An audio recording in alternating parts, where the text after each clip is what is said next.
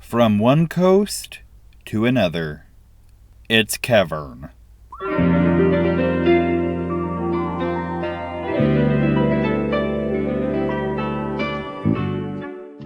Vern? Kev Interstellar. Vern, I just saw a film. Oh, we're talking about movies? Us on this show? Hey folks, if you liked the Rocky episode, you might want to stick around. If you didn't, maybe just come back in 11 days for a different episode, because I feel like this might be one of those. But we shall see. Vern, yes. As of this recording, it was very recently Easter Sunday, and after many years of putting it off, and after having the Criterion copy sitting on my shelf for a number of months, I have finally seen The Last Temptation of Christ. Wow, and you have life in your voice after seeing this movie. I am filled with a joie de vivre. I am surprised. That movie is a masterpiece. It's an incredible movie. It was a Easter tradition for me for a long time to watch it. I did not catch it this Easter because stuff came up. Jesus came up. He rose. I, of course, I was left behind, so I've got plenty of time to watch it. Yeah, which version of Left Behind did you watch? Did you watch the one from, 2006? Or did you watch the one from, 2016? Because they decided, we're going to do that one again. Well, the 2016 one was Nicolas Cage. I believe so. And I watched, because my father was the other one's, Kirk Cameron or something? Yeah, my father is a big fan of those books, so I watched the straight-to-DVD one, whichever one that was. Sure. Left Behind is one of those fucking book series that you're like, oh, this is a series. There are, 13 books in the Left Behind series. Yeah. And you're like, what, how? Apparently, the Antichrist rises up. It's like a whole thing. It's a whole thing. Yeah, they were a big deal, and I remember they all have the same cover art scheme, and they all have banner with title, and then against a black background. I remember when the last book came out, it was against a white background. I'm like, oh, Jesus is back! Heck yes! Oh, fuck, dude! we're in the tribulation force now, man! Oh, man, that's sick. Way to pull the fucking rug out from under. Yeah, those books had the same, color font scheme that, if you go to, the YA section of the Scholastic Book Fair, and you're like, oh, City of Bones, City of Embers. It'll, the same way those books are they have essentially the same cover every time with a slightly different scheme. Yeah, the one, it's not a young adult book series, but the one I can think of is the 1 for the money, 2 for the dough, the numbers books. Yeah, is that a Nora Ephron joint? It's one of those. I don't know who the author is or was. I know that for the longest time I was trying to crack that as a Puffin sketch, but it got nothing. Never came up with it. Yeah, it's one of, whoever wrote that is one of those that, your mom always has a copy of it by her toilet. You know what I mean? It's just, there's always another one by a Nora Ephron or one of them is named Roberts. Maybe it's Nora Roberts. They're all started. Janet Evanich. That's it. That's it. That's it. The one. Got it. That's the one. Yeah, there is always a new one. There is always another in whatever series, who X parent loves to read. You could be you could be Sue Grafton, who wrote a 26 book series where it's A is for asphalt, and it's oh, they were killed by asphalt. B is for bank robber. It's and she went to Zed, baby. She made it. She did. I know, I've never read a word of any of those books apart from what's on the title. I know at a certain point I stopped seeing them, but I didn't know if she made it all the way to the end. Did someone I think she got there. Did someone get killed by a xylophone? Like, what happened with X? Like, and it was a crossover with the X-Men. Cool. So it was sick. It came out at the same time as First Class, so it's specifically the First Class continuity. Oh, okay. That's not as cool, but it's still like. It's pretty cool. It's pretty cool. Absolutely. Yeah, Banshee factors in heavily in that one. It's a real Banshee and Darwin sort of joint. Hey, we must simply hop away from the X-Men, or we will never return. Yes, and I do want to talk about Passion of the Christ, or not Passion of the Christ, excuse me. I do want to talk about that. But I do want to talk about that. Because I have seen that. That is one of the worst films I have ever seen in my entire fucking life. Okay, real quick, before we get there, and I want to talk about Last Temptation of Christ as well. I know no other information about this apart from what I'm getting ready to tell you and the audience. But we were talking about Left Behind, and there is a Left Behind video game that is an RTS, a real-time strategy game. I'm sorry? Yes, it does exist. I don't know. I cannot tell you anything else about it. I don't know anything else about it. But there is Taxi the plane of the survivors. We must taxi the plane. There is an RTS Left Behind game for PC. That does exist. Wow. I have so many questions. Is it one of those games that was an entirely different game until the offer was put on their table and it suddenly became Left Behind? It would have to be. Like a fucking reskin of a game that was basically done. In the same way that if you go into any board game shop, there's 47 Rick and Morty games that used to be another game, but were subsumed by Rick and Morty. It would have to be that. The extent of my knowledge of the Left Behind RTS real-time strategy game for PC was the screenshot that I've got in my brain that I saw and the blurb I read about it in Game Informer magazine back whenever they used to give you a subscription to that if you bought a game at GameStop. Yeah, if you were a GameStop Pro Rewards member, you got free Game Informer right to your fucking door. Yes. And all the games were given 10 out of 10s because it was a magazine released by GameStop, so they wanted you to buy all the games. It was a very clever strat. Absolutely. But Kevin, I'm dying to hear Last Temptation of Christ. Talk to me, brother. All right. I mean, Marty Scorsese.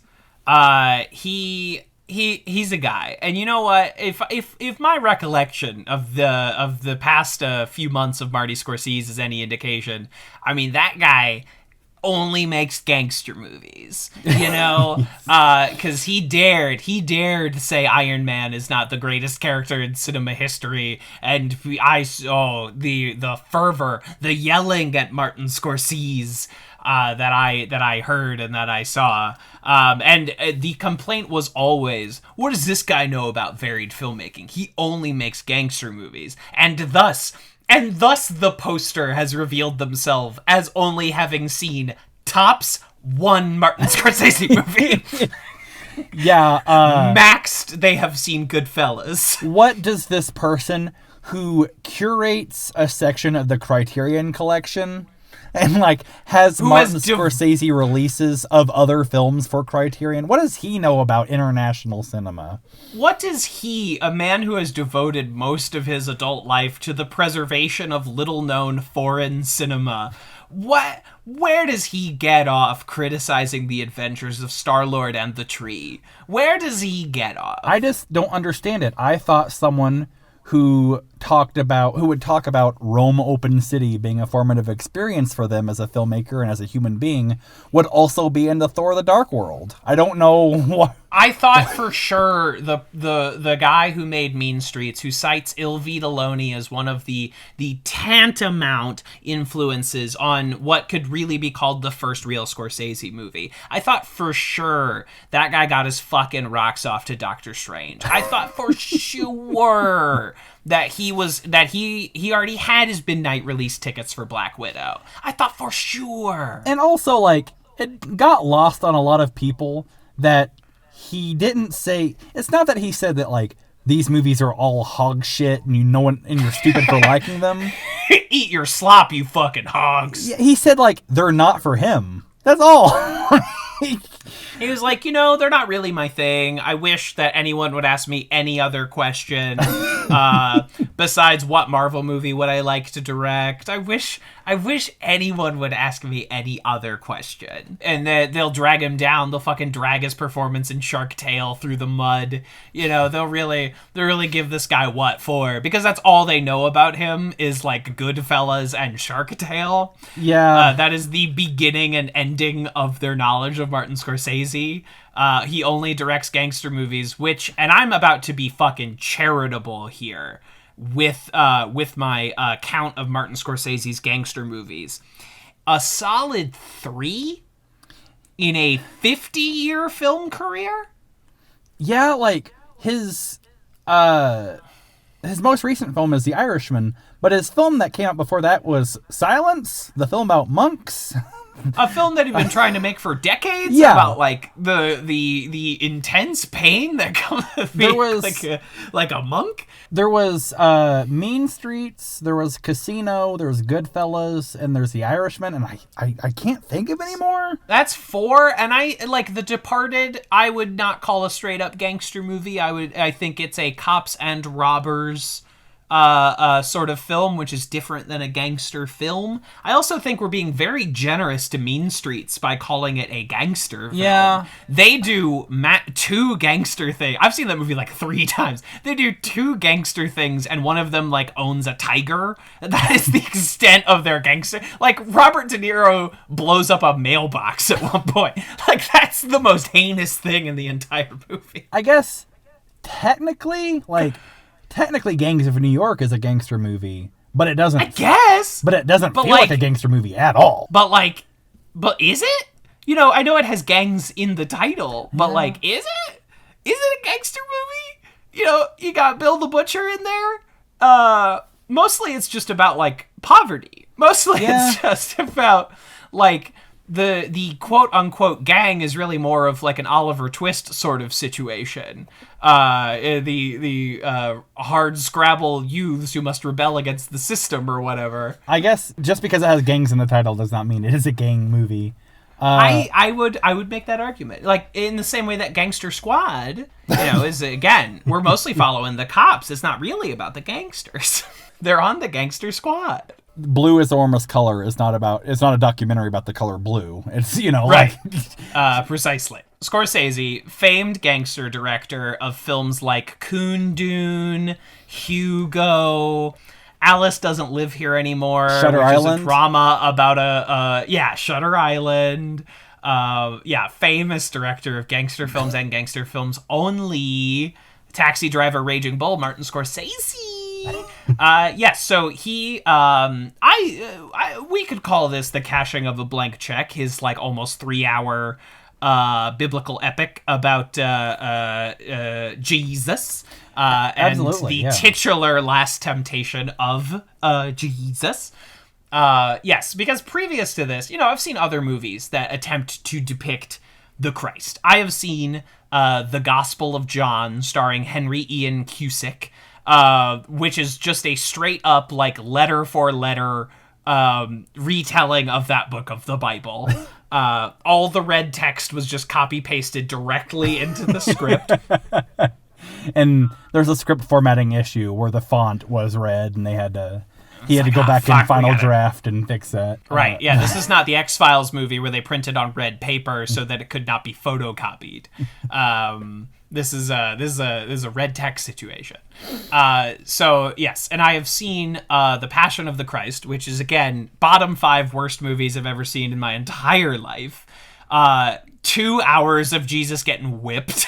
2 fucking hours. One of the things I was going to come to you with as an episode topic was The Passion, and about how I did a thing that I don't normally do ever this weekend, and I commented. Normally I just read, but this week I commented, and that got me in a lot of hot water. You were in the comments, baby. I was in the comments, and I know, I know you never comment, but I did, and it was a thing that was talking about Jim Caviezel got struck by lightning twice during the making of that movie, because like even whenever it is art, God doesn't take to blasphemy very well. But the very last thing of this post was like, what do you think about this movie? And I said, and I think this is reasonable, I referred to it as a snuff film, and I said the only thing that makes this movie not have an NC-17 rating is the fact that it's Jesus, and not like, if there's anyone else, that movie wouldn't even get a rating from the MPAA. But I left that comment, and within a span of 24 hours, I was told that I hate religion, and that I'm trying to shield future generations from learning about the truth of Jesus. And I'm like, no. I'm not saying that. I'm just thinking, like, if I had a kid, I would maybe wait until they were in the double digits to watch the goriest film I've ever seen in my entire life. How dare you besmirch the fine cinematic works of our greatest Christian spokesman, checks notes, Mel Gibson. How dare you? I don't know why this factoid amuses me so much, but it really does. Passion of the Christ was shot by Caleb Deschanel, and the movie that he was a cinematographer on immediately after Passion of the Christ was National Treasure, and that really makes me laugh a whole bunch. He wanted to make the opposite kind of movie. Just a complete... He was like, enough of this. And he went and he was like, who is the least maniac in the entire world? Oh, director John Turteltaub. Let me fucking shelter under his wings real quick. After working with Gibson for a few months. Yeah, that movie is 2 hours of a guy getting whipped. It contains none of the cool or interesting or impactful things that Jesus did, short of dying. And also, like, I don't want to... I'm someone who was raised in the church. I went to a Christian school. Like, no matter what I say or do, like, no, there's a Christian faith hardwired into my DNA. No matter what, like, it's just... For sure. That's just how I lived. And I don't want to knock anyone's beliefs, and you can do whatever you want, you know? I'm not saying that, like, this side is bad or that side is bad, but I will say this. If you are going to subscribe to a faith, you should do it because you believe, not because you're guilt-tripped into it, and because you feel bad for the protagonist of that religion. I mean, guilt is not a good motivator for belief. Guilt is like when your dad makes you feel guilty because you didn't take the trash out. It doesn't make you believe in taking the trash out. It just makes you feel bad. Yes. It doesn't ascribe to you the belief that the trash should always be taken out. And yeah, it's a bad, like, oh wow, look at how he suffered. Wow. Don't show even one cool thing that Jesus did. Even one impactful word. What matters is that he got whipped a bunch. And that is the end of the story. You learn insane facts, like Jim Caviezel, like, learned Hebrew to play Jesus in that movie. And you must ask yourself, why? Why did he do that? So he could say ow in Old Testament talk? Why did he learn that? That movie, you could just go, ah! And, like, you would give the same performance. You don't need to go, ah! In subtitles.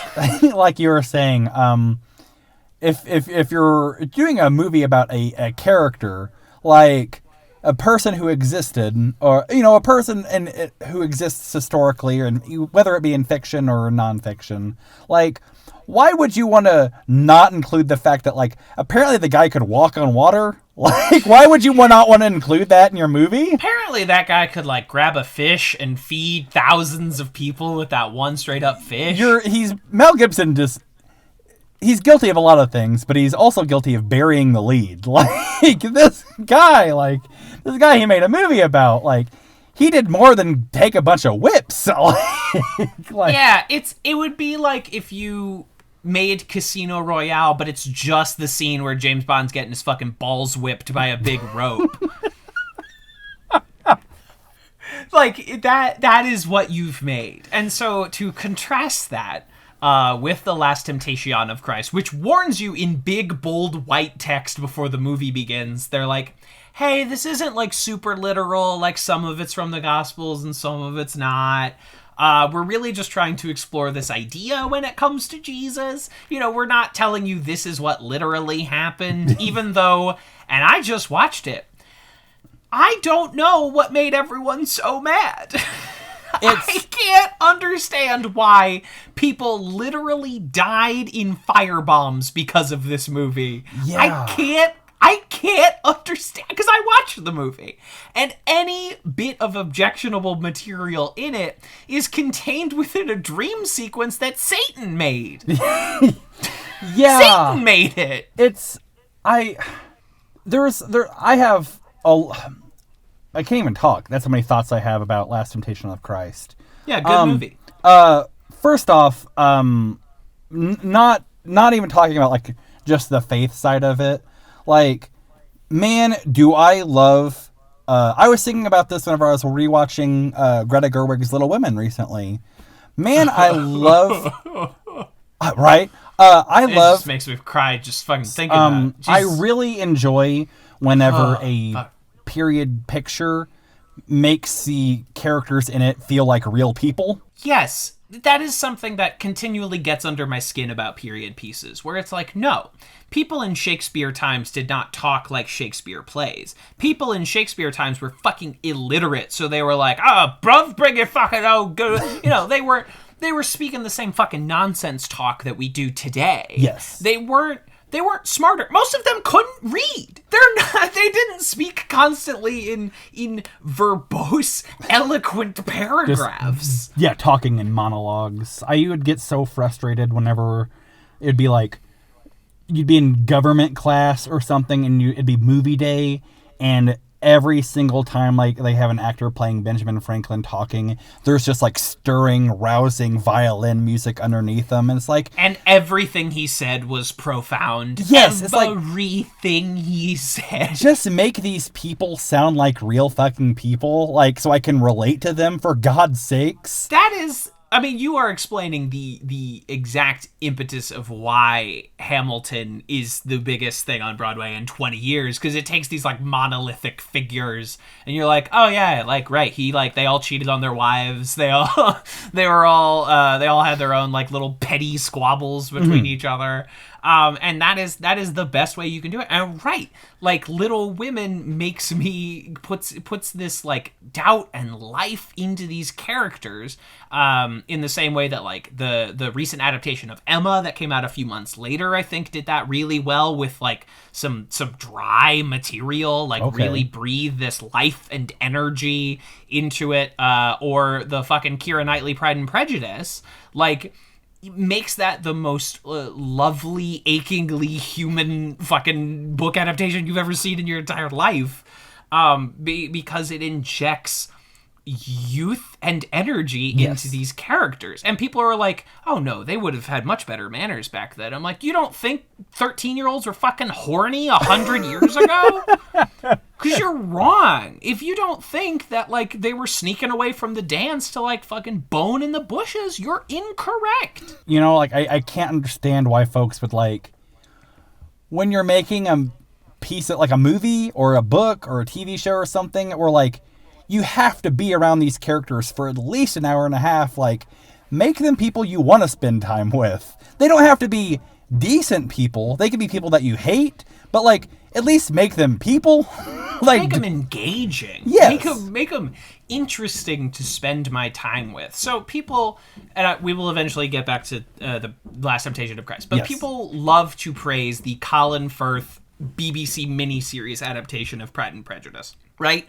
They call it like, oh, one of the great adaptations, one of the great British films, and I have seen that motherfucker, and that is the most boring cardboard piece of shit waste of my time. And you contrast these scenes from one to another. So in the fucking Joe Wright, Keira Knightley Pride and Prejudice, the final scene where our two heroes admit love for each other is in like a dewy meadow as the sun rises and the music swells, and they like soundlessly walk towards each other until like the emotions get the better of them and they can contain themselves no longer. And you watch the Colin Firth miniseries, and it's two people walking slowly down a gravelly lane in a wide shot, and I'm like, this is the end? This is the ending? This sucks. This is terrible. I'm going to tell my wife not to listen to this episode. She loves that one?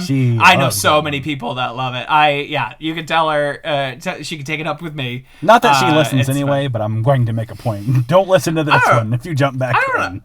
I don't understand why my girlfriend would listen to a single podcast I do. She's stuck with me all the time. Yeah. Why does she want an extra injection? She doesn't need KeVern bonus material.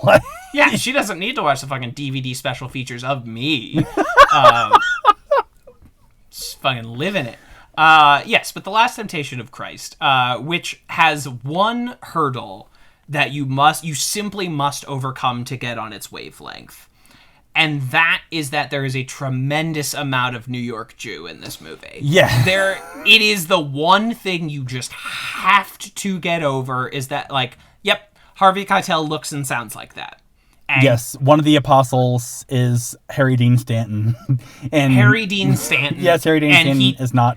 He's not hiding anything. He's just being Harry. He talks like Harry Dean Stanton. Willem Dafoe looks and sounds like Willem Dafoe. No one is doing that stupid Bible adaptation thing where they have fake British accents for whatever reason. Yeah. No one is doing that. And I think it only makes their performances more naked and more vulnerable, and they're allowed to be more emotional because they're not trying to pretend like they are not who they are. Willem Dafoe doesn't have to worry about weeping in the desert in a British accent. He can just weep in the desert. He can just get pissed off and flip shit at the temple and doesn't have to worry about like, oh, make sure my accent's right, make sure I'm carrying myself a certain way. You think God belongs to you? That movie, I swear by that movie. I think that's a beautiful movie. It's my favorite Martin Scorsese film. And it's easily top 5. It might not be my number 1, but that's only because Scorsese's filmography contains like Goodfellas, like that's 5 true. Of the greatest movies ever made. All they're all masterpieces.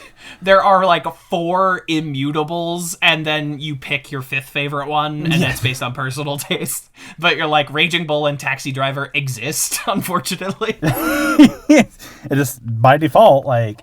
I guess whenever anyone says like their favorite Martin Scorsese film, they're saying actually like their 6th favorite Martin Scorsese film.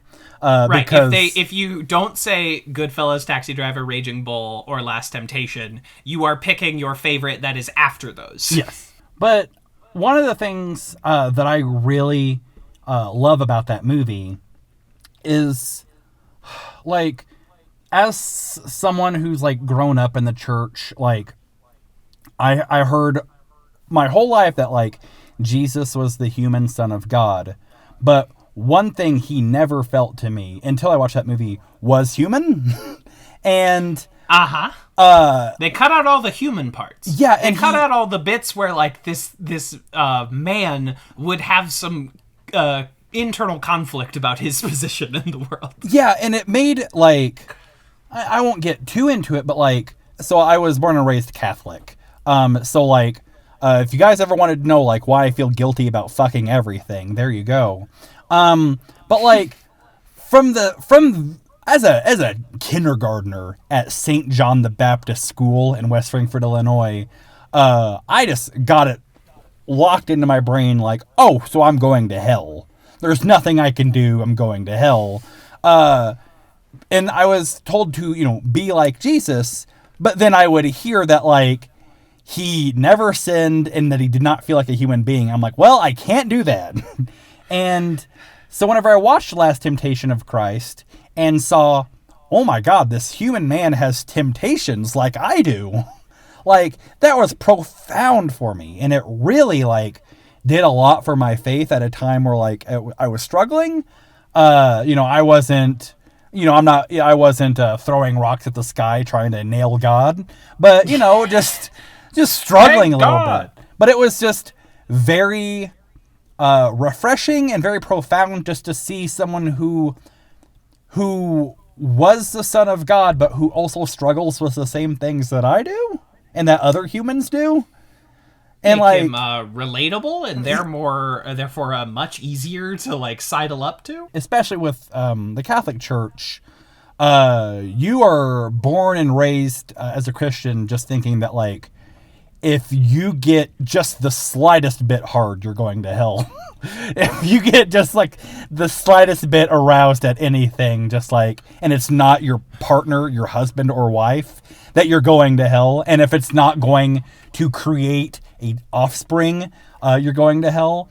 And I really like screwed with me as a young kid in my teenage years, who started developing things on his body and hormones started moving around, and like where I would like be upset with myself because like I found people attractive or I would like, and so it was really hard for me. So whenever I saw like Last Temptation of Christ and Jesus thought a woman was attractive, I was like, oh, thank God. Like I'm not alone. Like, oh my God. It was a big deal for me, and it helped a lot. That movie helped a lot at like not making me not feel like a colossal scumbag piece of shit 24/7. And 37. Yeah. I mean, don't get me wrong. Like, I still have a low opinion of myself, but I recognize now that that's human. I cannot sing that movie's like praises enough, and there's a lot of people that like got upset for it, and I have to think it's because like they never saw the movie. They just got an opinion in their brain of what it was. It simply must be.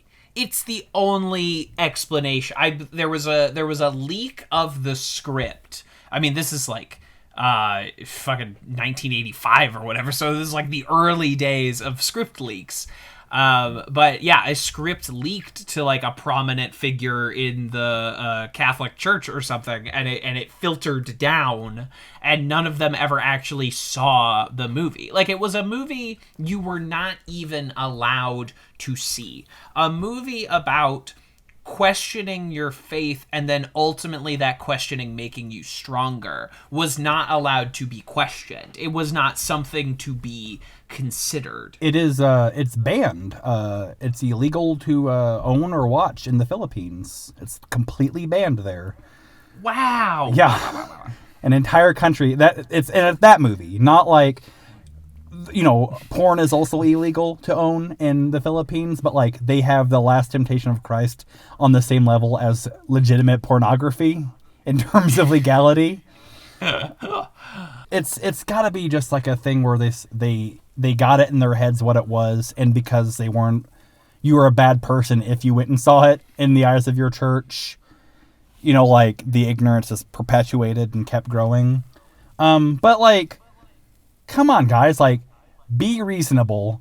If this isn't the meme of the guy sweating and looking at two buttons, like, which would you rather have? Dying in the most horrible, brutal way that anyone has ever died, or having a family who loves you? Like, right. That's a reasonable temptation. Yeah. It is, in fact, the last temptation, and he takes it, and then he's like, "Oh, this was the wrong one. I gotta go back and do the other one. I can't come down off the cross and go have a family. I simply must go back and do it again." And the way I watched it, like, it wasn't a thing that like he did that and like, oh shit, I gotta go back. It was just a thing like he thought about. Like, I don't think it was in his brain that, I don't think he consciously stepped down. I mean, that's a great thing about film, and a great thing about that movie is like it's open for interpretation. Indeed. But like, I don't know, like, we as humans constantly imagine like life being better for ourselves, And no matter what situation we're in, we could be the happiest we've ever been, but still want more or want something different. Sure. And so, like, totally reasonable for a guy who's got railroad spikes through his wrists and ankles to be like, that girl is pretty. Like, remember that hot girl I used to know? Seems like I could really make a go with her. You know, if I got a chance to do it all, if I got a chance to do it all over again. And also, like, Last Temptation of Christ, it is just a movie. You know, it's not like we've changed the gospel. It's just... Yeah, we didn't take him down off the cross. It was a thing that happened in a movie. We didn't even take him. We took Willem Dafoe. It's not even the real guy. It was Dr. Green Goblin from the Spider-Man. It was the lighthouse guy. It's the landlord from the Florida Project. It's not Jesus. Yes, that's not Jesus. That's Willem Dafoe. And he was so handsome. You would think, just based on like what Willem Dafoe looks like now, that like him is Jesus. But it works. That was what I was expecting going in. I was like, okay, Marty, like, okay. But no, he's such a soft, sweet boy. But when you watch the movie, you realize, like, oh, it makes sense to cast a person who looks like they're constantly in anguish to play Jesus in The Last Temptation of Christ. In this particular iteration of the movie. We haven't even, like, touched on how, like, the scene of him in the desert looking for answers is like one of the most like upsetting and harrowing sequences. And you know what? They fucking did copy paste the Bible straight into that script, because that's exactly how it go down. Yeah, absolutely. That's exactly how it go down. For the most part, it is like pretty true to scripture. I'm not trying to like knock anyone's religion or anything like that, but just like in terms of storytelling, like he's not a very well written character. We see him get born and then we flash forward 33 years. Like there's a lot of dramatic license that you can take with him. But even then, like, they stick pretty true to like what's there. Yeah, for the most part, it's really just the end where they take some liberties, and that's the point. Actually, that was the whole idea that they were going for. Most of that's, it's pretty true. They paraphrase a little bit. They have him talk like a guy who's just extemporaneously speaking, as if he's kind of like trying to articulate a point it's difficult to articulate. They paraphrase a little bit, but like they don't change any of his ideas. There's not a lot of thys and thous and the things that makes the Bible just very difficult to read. Just just a real fucking easy breezy read. It's really great. It's very readable. Not like Left Behind, where they take the Bible and they put it in the hands of the people. Tim LaHaye and Jerry B. Jenkins of Left Behind authorship. Only know that because my dad. Only. Your dad's always like, oh, you get your dad a book for Christmas, and he's like, this is pretty good. Do you have any more of that Barry B. Jenkins? Got any more books where the happy ending is Jesus coming back? Any more of those books? You got any more books that I only read to feel vindicated? You got any more books that are only appealing because I'm right? Yeah, this is I'm sure this book is great, but I want a book that I can take back to my echo chamber. If I could get one of those. If you could just give me a book that challenges me in no way, even emotionally, and just ask me to affirm what I already believe, that'd be great. When you walk away from anything, is you should feel like I'm right. That's the point of a lot of great art, is to make you walk away and think, yep. Yeah. Everyone else is wrong. I'm the only right guy. That's why you should watch that hour-long YouTube video of a guy speaking directly into his webcam, because at the end he will agree with everything that you believe. And you just want to feel vindicated. You just want to feel right. You don't ever want to challenge or better yourself. You just want to be right all the time. Why would we want to apply any friction to create a spark? Why let's leave the matches on the table. We don't have to change them and transform them in any way. We can just we're a hyphen between two dates. Why would we want to Why would we want to do anything with that? Why can't we just coast and be comfortable? And, why would we want to upset the apple cart, as it were? Not I. No. Me? Let the earth burn. Because heaven's waiting for me. Let it fucking rot. Because I don't even care about the earth. I don't even care. I can go outside to a Walmart with no face mask and no gloves because the blood of Jesus is poured over me. I'm fine. Did you listen to the song? I am cleansed by the blood. I went to a church service when I was younger. It was a different church than I normally went to. And they were singing this hymn, and I can't remember the exact lyrics. But, I remember, being physically, I was grossed out by it. Because the song was, baptizing and, us being baptized in his blood, dunking ourselves under. They talk about Jesus's veins opening up. And I'm like, this is gross. Who wrote this? Who wrote this hymn? Rob Zombie? Yeah. Who wrote this one? Was it Eli Roth, director of the Hostel franchise? The Green Inferno's Eli Roth? Instead of cabin fever, it's tomb fever. And let me tell you, those Pharisees are hostile. Ah. You're welcome. This has been KeVern. Our most offensive episode. Thanks, guys. Thanks for listening. This one, we get fucking canceled. I mean, we get canceled in the 80s. In a post-fucking South Park world, Last Temptation would not make a blip on the radar. Right. Just Last Temptation would come out another movie about Jesus. Okay. Yeah, all right. Nothing to see here.